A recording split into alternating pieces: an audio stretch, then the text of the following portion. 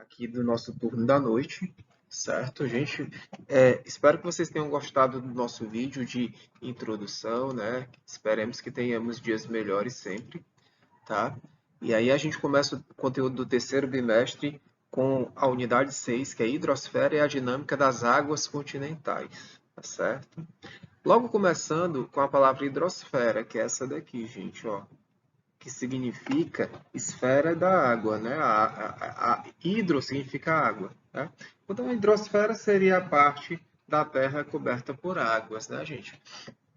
E águas continentais são os vários exemplos de recursos hídricos, né, existentes dentro dos continentes, tá certo? E mesmo que esteja nos continentes, faz parte da hidrosfera, da parte da Terra que contém água. Por exemplo, a gente fala biosfera, a gente fala do elemento vida no planeta Terra, né? Das suas variadas formas de vida, desde as animais, desde as vegetais, as microscópicas e por aí vai, tá certo? A gente tem uma gravura, a gente tem uma criança bebendo água, né? Água aí encanada, tratada, né? Às vezes a gente fala, é ruim beber água da cajazes. Gente, ruim é não beber água. Vou dizer para vocês.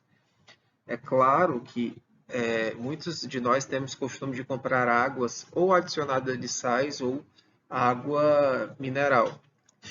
É redundante dizer que água é mineral, porque toda água é mineral, né, gente? O máximo que a gente pode traduzir aí é que a água mineral é uma água tirada direto de uma fonte, de uma água subterrânea, né, através de um poço. E muitas vezes essa água ela é tratada de novo, porque o poço ele pode ter algum elemento que possa contaminar, né, a água. Dependendo de onde o lençol freático, né, que é onde a água se encontra, esteja localizada, ela pode estar com algum elemento de contaminação, enfim, né?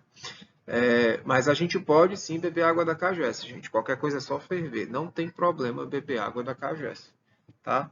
Agora, não fiquem fazendo propaganda que eu estou defendendo que a gente deixe de comprar água de garrafa, né? Não, não é isso, gente. Eu estou dizendo que não há necessidade tem esse negócio, não. Vocês estão entendendo? Então, a água é vida. Aqui é água encanada que o meninozinho está tomando, né? E por que é que a geografia trata de água, gente? Primeiramente, a água é um recurso mineral mais importante da vida animal, da vida do planeta Terra, né? Não só para a vida dos seres, né? Mas também das paisagens, da formação das paisagens, da própria atmosfera, das plantas, enfim, gente, a água ela é fundamental para a manutenção desse planeta, né? E em se tratando de água doce, ela é muito mal distribuída no globo, gente. Muito mal distribuída. Existem regiões que são mais áridas, regiões que são mais úmidas, e isso vai fazer com que haja menos água em alguns lugares e mais água em outros. Isso por conta dos diversos tipos de clima que a Terra apresenta, tá certo? Então, isso vai ser fundamental na distribuição da água, principalmente a água potável, que é aquela apropriada para o consumo humano, tá certo? Beleza, gente?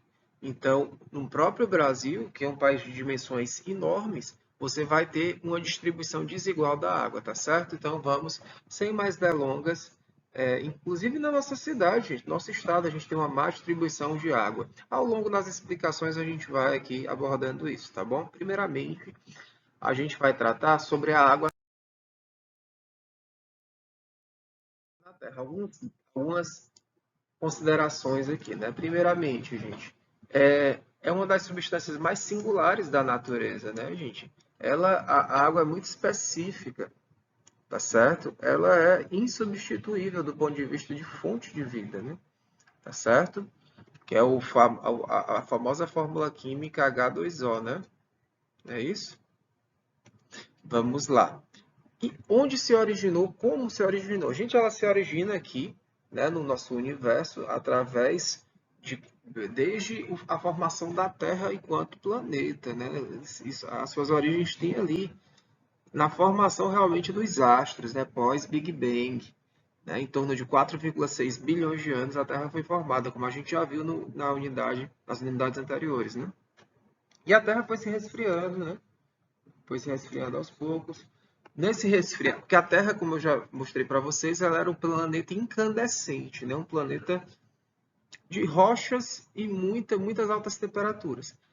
Essas temperaturas foram se diminuindo, né, gente, ao longo do tempo geológico, tá certo? E aí foi se formando uma atmosfera primitiva. Essa atmosfera, gente, claro, evidentemente formada pelos gases dos vulcões, né, e do resfriamento da superfície da Terra. Essa atmosfera, ela foi, o gás foi se condensando, ou seja, se tornando líquido e precipitando, chovendo. Então você teve chuvas aí que duraram bilhões a milhões de anos, né? E essas chuvas teriam preenchido os espaços dos enormes abismos que aqui nosso planeta tinha, formando o que nós chamamos hoje de oceanos, tá? E aos poucos a atmosfera foi ficando nos moldes mais recentes, mais parecidos com o momento atual, que nós chamamos de antropoceno, né? Que é o período que o homem domina, tá certo? E aí, gente, ao longo da história geológica, né, nós tivemos vários ciclos, né, de grandes mamíferos, de grandes répteis, né? E aí vai, até o homem dominar mais recentemente na escala geológica da Terra, tá certo? Então, beleza. E aí, gente, nós temos o quê? A água, ela está em constante movimento, ela é dinâmica, meu povo, ela é dinâmica. Então, o que é que acontece? Essa água, em formato de chuva, em formato de nevasca, em formato de granizo, enfim, não importa, né? Evaporação, toda essa dinâmica da água, ela vai modelando a paisagem, né? Se nós temos montanhas de determinados formatos, se nós temos solos mais úmidos ou mais secos, é por causa da presença maior ou menor de água. As chuvas modelam, dão forma às paisagens, né? A presença de água vai ser fundamental para um tipo de vegetação ser mais exuberante, mais variado, outras vegetações sendo menos variadas. Então, a água ela é fundamental, gente, para a Terra, tá certo? Bora lá. Então, nós temos o que nós chamamos de ciclo da água. Como é que ele começa? Nós temos a evaporação, que é quando a água transforma-se em vapor, né? Principalmente com a radiação solar, quando atinge um mar, um rio, uma lagoa, enfim. Essa água evaporando sobe para a atmosfera, se condensa, né? Se transforma em líquido, né? Quando chega no ponto de saturação. O que é o ponto de saturação, gente? As nuvens, que são acumulados de vapores da água, chega um momento em que a nuvem fica saturada, fica cheio de vapor de água. Então, aquela nuvem começa a se condensar, né? Ficar líquida e precipita. O que é a precipitação? É a queda da água. E aí essa queda da água, ela cai em forma de chuva, principalmente, né? E aí vai formar fontes de água, seja os mares, seja os rios, oceanos, isso ao longo da história da Terra, tá certo? Que é como a figura aqui nos mostra. Eu risquei tudo aqui, ficou em cima da figura, mas não tem nada, gente. A figura A seria a Terra no seu início, né? Ela foi se resfriando, como mostra aqui a figura B. Esses vapores dos vulcões e tal foi dando origem a uma atmosfera primitiva, né? Observem que até a cor do céu muda, porque o azul tem a ver também com a composição atual da atmosfera, dando origem ao que nós temos hoje das nossas fontes de recursos hídricos, tá certo? Recursos hídricos, gente, é toda e qualquer forma de presença de água, seja rio, lagoa, mar, enfim, tá bom? E aí, gente, o ciclo da água da natureza, ou o famoso ciclo hidrológico. O que é que acontece? Aqui é o esqueminha básico, observem. Aqui a gente tem vamos dizer que isso aqui é um lago. Essa paisagem com certeza não é uma paisagem típica do Brasil, isso aqui é típico de região temperada, tá certo? Aí você tem aqui um lago. Aqui você tem o céu, né? O sol está aqui, com certeza. Observe que aqui você tem uma nuvem, né? Deu uma pequena chuva, essa chuva se junta com a água aqui do lago e parte da água do lago se evapora em forma de vapor, volta para a nuvem e depois chove de novo. Isso aqui é um pequeno ciclo, mas parte dessa nuvem também parte para cá. Essa água infiltra os solos, a água subterrânea e volta para o lago, outro ciclo. Mas aqui, gente, você tem o que? A vegetação. Assim como nós também transpiramos, nós seres humanos, né? A gente fica suado, preguento. Se nós ficarmos, é porque a gente não percebe, mas também nós, quando nosso suor evapora. Só que nem se compara, né? Nós somos pequenininhos perante as paisagens, né? Mas uma planta dessa, gente, uma vegetação dessa, ela também transpira. E quando ela transpira, ela evapora. A água da transpiração da planta evapora. Isso aí a gente chama de evapotranspiração. Aí a evapotranspiração é o que, gente? O suor da planta que evaporou e sobe. Aí forma nuvem de novo. Essa nuvem, gente, com o acumulado da evapotranspiração das plantas, causa uma chuva aqui na montanha. Nessa montanha, provavelmente nós temos nascentes que geram rios, né? Mas aqui essa montanha, pela localização, ela está o quê? Congelada devido à região climática que ela se encontra. Então essa água vai congelar. Mas parte dessa água vai infiltrar nos lençóis, ó. São as águas subterrâneas, e vai ter contato com o lago de novo, e aí temos um ciclo, né, gente? Eu estou explicando aqui o ciclo hidrológico para vocês, tá certo? Beleza? Então aqui o 4 é a água congelada em forma de neve. Mas ela também se derrete, forma os rios e tal, beleza? Isso aqui tudo é um ciclo da água que a gente chama, tá bom? Tranquilo, gente, até aqui? Deu para entender? Espero que sim, viu? Aí a galera do primeiro ano, gente boa. Alguns dados importantes, né? Atualmente, gente, nós temos 119 mil quilômetros cúbicos de água que precipita na Terra, ou seja, que chove. Somente 72 mil quilômetros cúbicos volta sobre a forma de evapotranspiração. Né? Desses 119, 72 mil evapora. Né? Evapora para a atmosfera. 47 mil quilômetros cúbicos são distribuídos entre águas continentais e águas subterrâneas, ou seja, a água que está na superfície e a água que está no fundo da superfície, tá? Entre as rochas, tá certo? O volume das águas subterrâneas é maior do que o das águas continentais, né? Ou seja, nós temos muito mais águas nos lençóis freáticos ou aquíferos, que são as águas subterrâneas, do que nos rios, lagoas, né? Que são águas continentais, que estão na superfície, tá certo? Ou seja, cerca de 96% da água líquida de todo o planeta se encontra debaixo, né, da superfície, debaixo da superfície, entre as rochas, tá certo? E 1 km³ equivale a 1 trilhão de litros. Então, tudo isso, gente, que a gente discutiu, faz parte do ciclo hidrológico da água, né? O balanço, né? A distribuição da água aí no planeta, que a gente vai ainda mais detalhar agora depois. Alguns outros dados interessantes, gente.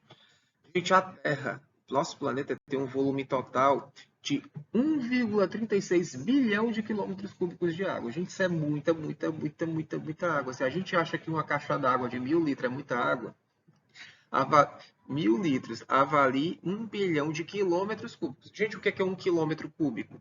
É como se fosse um quadrado, certo? Com cada lado de 1 km. Vocês entenderam? Cada lado do quadrado do cubo, perdão, do cubo, é 1 km. Gente, isso é um quadrado, é um cubo gigantesco, né? Cheio d'água dentro. 1 bilhão desses bichos aí. É muita coisa, gente. E aí, água doce. Desse 1,6 bilhão de quilômetros cúbicos, a gente vai ter o quê? Só 2,5% de água potável e 97,5% de água salgada. Água salgada não dá para a gente consumir, né? Não dá. E aí, gente, o que é que acontece? Prestem atenção. Então, vocês viram, é mais água salgada do que doce, bem mais, né? Desses 2,5%, 0,3% está no rio e no lago, nos lagos, 0,9% em outros reservatórios, 29,9% estão na água subterrânea, nos aquíferos, né? E 68%, olha que dado interessante, nas geleiras, gente. Nós não temos geleiras no Brasil. Existem geleiras em cordilheiras, né, em cadeias de montanhas muito altas, e também em regiões próximas dos polos, né, em regiões de clima mais frio, tá bom? Mas aqui nós não temos geleira. Temos próximo ao Brasil, que é na Cordilheira dos Andes. Inclusive, a gente vai ver mais adiante que a Cordilheira dos Andes, localizada ali no oeste da América do Sul, ela ela tem várias nascentes, inclusive a do Rio Amazonas, que fica no Peru. O Rio Amazonas, parte do Rio Amazonas nasce lá no Peru, nos Andes, na geleira, no derretimento da geleira dos Andes, tá certo? Beleza, gente? Aí aqui tem alguns outros dados, né? Que aí eu vou mostrar para vocês nessa figurinha aqui, que eu risquei e ficou em cima de novo, gente. Mas é basicamente o que eu falei para vocês, ó. Nesse anel aqui, né? Mostra que 97,5% é água salgada e apenas nesse pedacinho é o 2,5% de água doce. E dessa água doce aqui é a distribuição, a maior parte está nas geleiras, quase 70%. E a distribuição da água doce no mundo, ó.